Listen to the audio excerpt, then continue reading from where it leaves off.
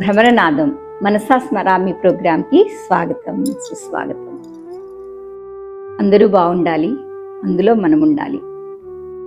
అందరూ బిజీగా ఉన్నట్టున్నారు, రైట్? ఎందుకంటే పిల్లలకి ఎగ్జామ్స్ కదా. మీ ఎగ్జామ్స్ హడావిడిలో అందరూ చాలా బిజీగా ఉండుంటారు. కానీ ఒక చిన్న విషయం మీ అందరికీ గుర్తు చేయాలనుకుంటున్నాను. ఎందుకంటే మన సంస్కృతి సాంప్రదాయాలని మనం మర్చిపోకూడదు కదా. ఎగ్జామ్స్ తొందరలో పిల్లల్ని గబగబా స్కూల్కి పంపించేస్తూ ఉండుంటారు. అందులో 10th క్లాస్ ఎగ్జామ్స్ వస్తున్నాయి కదా.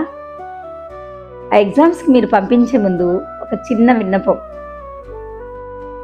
గురువుని మనం మాతృదేవో భవ, పితృదేవో భవ, ఆచార్య దేవో భవ అంటాం. అంటే అమ్మా నాన్న తరువాతి స్థానం గురువుది అని. కానీ తల్లిదండ్రి కంటే కూడా గురువే ఇంకొక మెట్టు పైన ఉంటారేమో అని నాకు అనిపిస్తూ ఉంటుంది.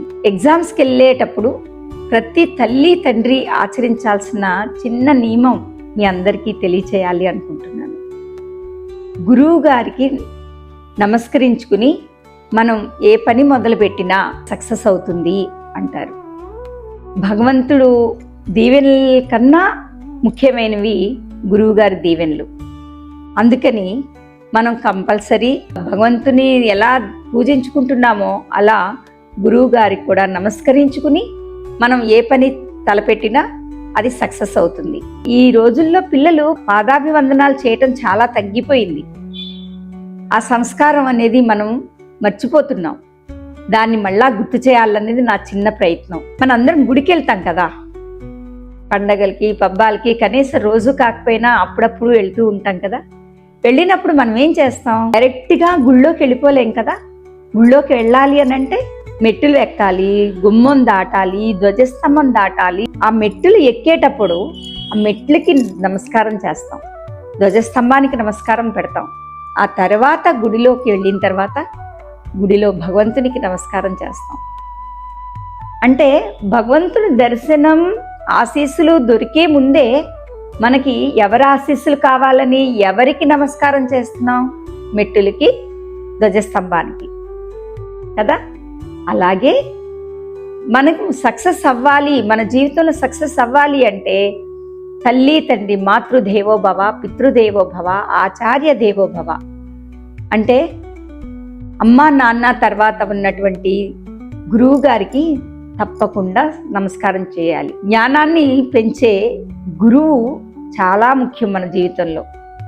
ప్రాణం పోసే విధాత కన్నా జ్ఞానాన్ని పెంచే దాతే మిన్న. బ్రహ్మ విష్ణు మహేశ్వరుల కన్నా భవితకు బాటలు వేసే గురువే మిన్న. మర్చిపోకండి. మన సంస్కృతి సాంప్రదాయాలని మన పిల్లలకి అలవాటు చేయండి, ఆచరించే విధంగా చూడండి. అది మన బాధ్యత. అందుకే ఆ బాధ్యతని నేను కూడా విస్మరించకుండా లలితా సహస్రనామాన్ని మనం గురుముఖతంగా నేర్చుకుందాము అనుకున్నాం కదా. అందుకని మా గురువు గారు ఆనంద శర్మ గారిని శ్రీ విద్యా ఉపాసకులు లలితా సహస్రనామాన్ని ఎన్నోసార్లు చదివి దాన్ని ఆహ్వాసన పట్టి మనందరికీ అమ్మవారి యొక్క వైభవాన్ని, నామాల యొక్క వివరణని తెలియచేయటానికి పిలుచుకున్నాము.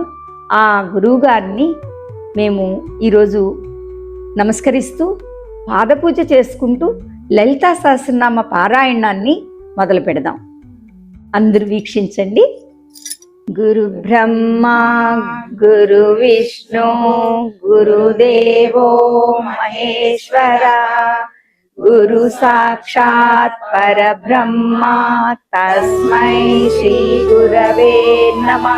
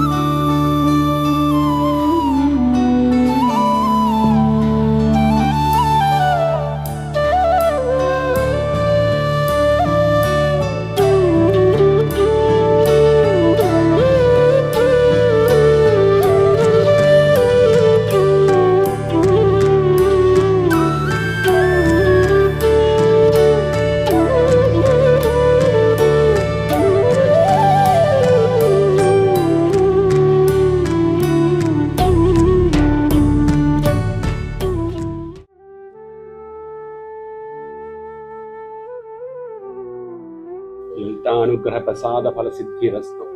కృతజ్ఞతలు, ధన్యవాదాలు. మీ భ్రమరనాదం మనసా స్మరామి ప్రోగ్రామ్ని మీరు వీక్షించాలి అనంటే, అన్ని వీడియోస్ని మీరు చూడాలి అనుకుంటే సబ్స్క్రైబ్ చేసుకుని బెల్ ఐకాన్ క్లిక్ చేసి వీక్షించండి, మనసారా స్వీకరించండి. మీ భ్రమర ప్రసాద్.